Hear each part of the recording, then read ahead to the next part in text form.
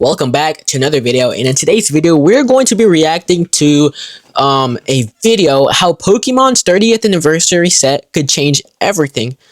And it is honestly, at first I expected this video to be from a creator that has like over 1,000 subscribers, but it's from Basic Energy TCG, 886 subscribers, and the editing in this is top tier, dude. Like, honestly, I didn't even look at the amount of subscribers or how many views it had at first, because I think I watched it when it had around like 2 to 3K views, and the editing, I didn't even think it was somebody like a small YouTuber. This type of editing is like never seen before, but we're going to be reacting to it. I already watched it, and I just want to, react it with you guys because it is such an amazing video, and the points he is going to give us are absolutely amazing. Like, if Pokemon listens, they should listen to this guy because it's really freaking good. So let's get on with the video.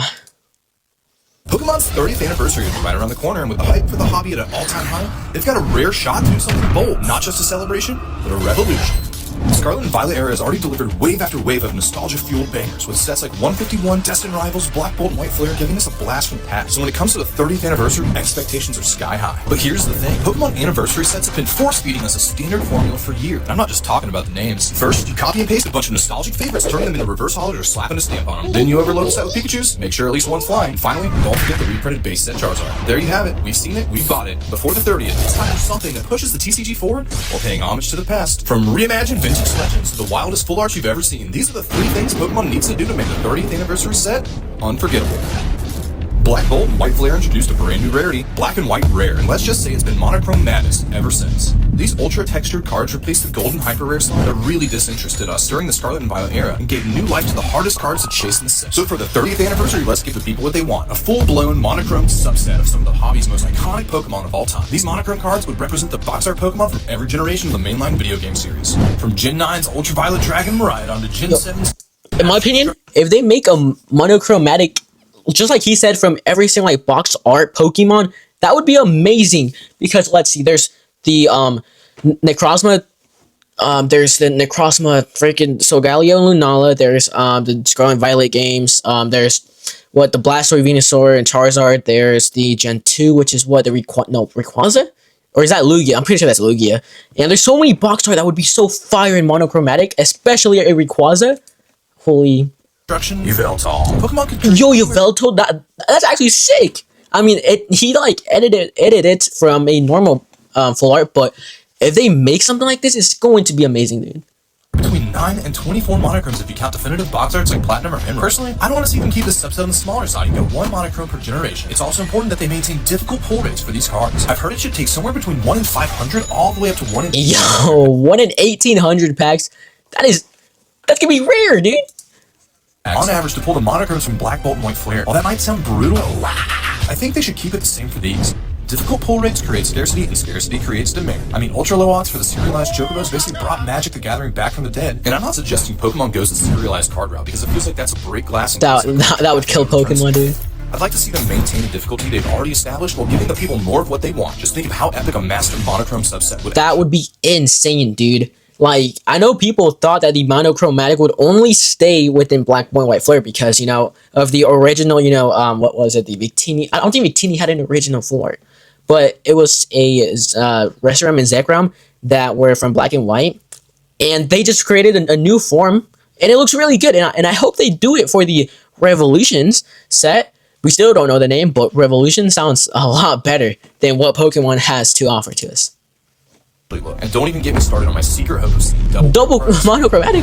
Shield gave us alt arts, and Scarlet and Violet put crowns on their head with secret illustration rares. Pokemon's been scaling back to CGI cards and doubling down on our love for full illustrations that make the Pokemon world come to life. If only they had alt arts and secret illustration rares back in the 90s and 2000s. Take this era-defining Lugia card that came from Neo Genesis. It's an absolutely stunning card, but early generation holographic cards lacked imagery and made it so that you had to use your imagination to create the story behind the card. Well, 30 years later, I think it's time to finish the story, not by throwing a 30th anniversary stamp on it, but by turning these generational cards into secret illustration rares. And something like this that gives just a little more context to the original. Yo! Story up to interpretation would be cool, but I really want to see them lean into illustrated storytelling like this. This one takes inspiration from Pokemon 2000's The Movie, with Lugia trying to quell the legendary bird trio from creating chaos. Or maybe they could display a battle between the Guardians of the Sea and Sky. Okay, that's a sore subject right now. Okay, how about a base set Charizard? It's been, what, 4 years since we got our last reprint? You know they're going to put one of these Yo, on the anniversary. That's actually insane. Going back to vintage cards and then making illustration rares out of them would be insane, dude. That's like it's like what they did with the Pikachu from Celebrations, that, you know, illustration rare or whatever it's called. They basically did that. All they have to do is just go back to more vintage cards and do the same thing. That would be amazing. I hope they do that. Hopefully they should do it. Another one of these with the original cast over a secret illustration area that finally shows us after all these years who was taking the brunt of Charizard's flames. Throw a little SIR texture on there and you've got yourself a Charizard card for the ages. Destined Rivals has been crushing it recently, so let's do original Rockets and Mewtwo from 2000's Gem Challenge. And now they can show us Giovanni and Thick King hunting for Mewtwo deep in Cerulean Cave. And I really couldn't resist. It's the original Moonbreon from 2001's Neo Discovery. Dude's just chilling Simba style, looking at his reflection under the night sky. But if Pokemon wanted to, they could get real meta and start connecting cards across generations with these SIRs. So let's throw in some vintage evolutions and some modern evolutions. Yeah, I think something. Yo, that is absolutely sick, bro. They should hire, bro. What the fuck is he? They should hire him to be a freaking artist, dude. Look at that. We got all of the evolutions, and then the Espeon right there, the reflection of Moonbreon or Umbreon, Moonbreon. The moon's right there, dude. They should. I don't know what they have in store, but Pokemon should be listening to this dude, man. He has so many great ideas that I think he's speaking for all of us on this video. He is speaking for all of us. That is what we want. About Red the Economy. Perfect. I mean, all the evolutions on one card for the first time, they've got to go this route. If you want to see more stored cards like Gold Star Kyogre or Curator Houndoom turn into SIRs, make sure to subscribe and check out my YouTube shorts. And finally, the third thing I want to see Pokemon do for the 30th anniversary set is something they really haven't done since the Sword and Shield era. Since its release during the Chilling Reign expansion set, there's been a new king of steel products, the Pokemon Center Elite Trainer Box. With additional packs, Pokemon Center exclusive stamp promo, and pretty limited product runs, the market can't get enough of this product. Millions of people line up in queue, dodging error 17s left and right, just for a shot at pre-ordering this exclusive product. During the Scarlet and Violet era, Pokemon Center ETB design is primarily differentiated from regular ETBs by a simple stamp on the exterior of the box. Yeah, the arts are slightly different, but check this out. If I hide the stamp at the bottom of the ETB, I bet you have a hard time telling me which one's the Pokemon Center exclusive. Okay, how about... Shadowvale has to be the hardest. I mean, it's tough, right? Back in the glory days of the Sword and Shield era, they used to have a totally unique box art and color scheme for the Pokemon Center ETBs, which in my opinion made them way more displayable. So for the 30th anniversary, I want to see them return to exclusive, differentiated artwork on the Pokemon Center ETBs. Dude, like 30 what, years. How did he do that? Like, how is he making the ETBs, bro? Like, that's 10 out of 10. You think they put the 30th Pokemon on there so he gets Nidorina? That's definitely not happening. What about the 30th Gym Byron from Diamond and Pearl? Dude's closer was a Skarmory. Cool Pokemon, but not a chance. The 30th numbered Wizard of the Coast Black Star promo is... Togepi. That's a no. It's more likely than not going to be Pikachu. If they go Pikachu, they should use a vintage Pikachu. So how about... That actually looks dope. Oh my goodness. It's like, that would be amazing if they did something like that, because Pikachu has always been like inside an Elite Trainer box or like box art, because he showed us like certain Sparks. What else? Freaking the Zekrom one, Team Up, I'm pretty sure that was. And then, holy crap, I'm blanking. Oh, the vintage Volt. No, not vintage. The other Pikachu, but like they should make something like this. Now this is something that is so displayable. That would be amazing. Everybody would go crazy for this set, man. Yeah, that's not bad, but if they were to ask me what I wanted to see, it's a callback to the first ETB ever released, Lugia, which debuted with Plasma Storm in 2013. I think it would pair really nicely with our silver Monochrome Lugia. I just can't wait, dude. It would be an awesome celebration of one of Pokemon's longest standing products. So these are the 3 things I want to see from the 30th anniversary. Those are some of the best things that I feel like everybody wants to see. These are the 3 shoot. things I want to see from the 30th anniversary. No, why is he doing that? I want to go back to right there. Yes, right there. Look at that. He made all of this by himself. Like, the monochromatic would be honestly amazing, because every single Pokemon is going to have a different color. Like, Kyogre is going to obviously have like a lava, red. Not Kyogre, Groudon. Kyogre is going to, I feel like it should have more of a sea color, like maybe have a light blue, but its color is like kind of a dark bluish. Yveltal is more of a like pinkish red, and Dialga is like like that. That's amazing. And then the vintage SIRs or illustration rares, that would be amazing. Like, I don't know what they're doing, but it has to be similar to this. Like, we can't. I don't know what they're doing. They're probably gonna have a 30th anniversary stamp. I hope not. I hope they do it a little bit different than the 25th anniversary, but I really hope it's much larger than the 25th anniversary set, because we did get some reprints with the 25th stamped, but it wasn't a lot. I wish we had like a whole set, like a big set.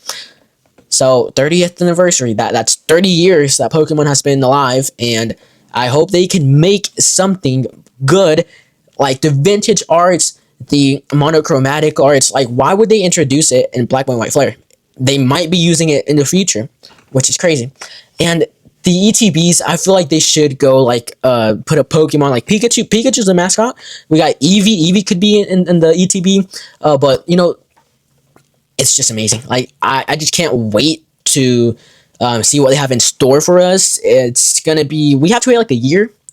I think it's in 2026, but I don't know what month it's in. Well, I'm just excited, dude. Like, some comments here is Poke Any content editing way too good for a new channel. Exactly, like it's way too good. Drop this video like 10 minutes after you watch it yourself.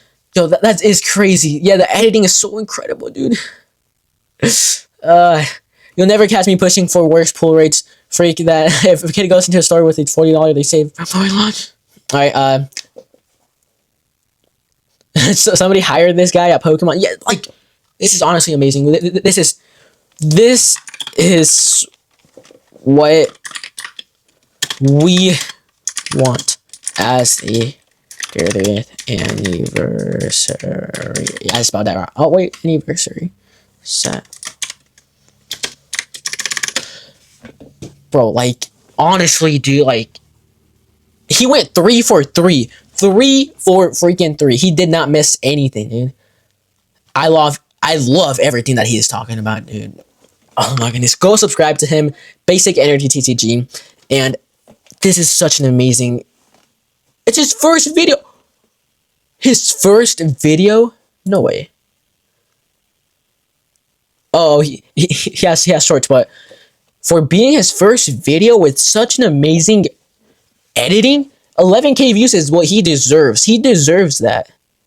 Holy crap, dude. But finally posted my long form video today between making all the graphics and editing. It took 80 plus hours to account. Yo.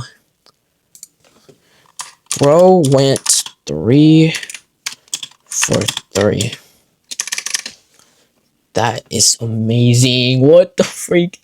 Anyways, let me know down in the comments below if you agree with his takes. Honestly, he went 3 for 3. I can't lie. His takes are so good. Like, I don't know what to say. Pokemon needs to start writing things down, and they need to hire this guy. He's coming up with ideas that we want as a collector, as, you know, also investors. Investors would love to invest in this set. But the only bad thing is that scalpers might make this set unattainable. So Pokemon has to print this to the ground too. Like, come on, man. Anyways, subscribe if you want to. Comment down below your opinions about this, and I will see you guys in the next one. Peace out.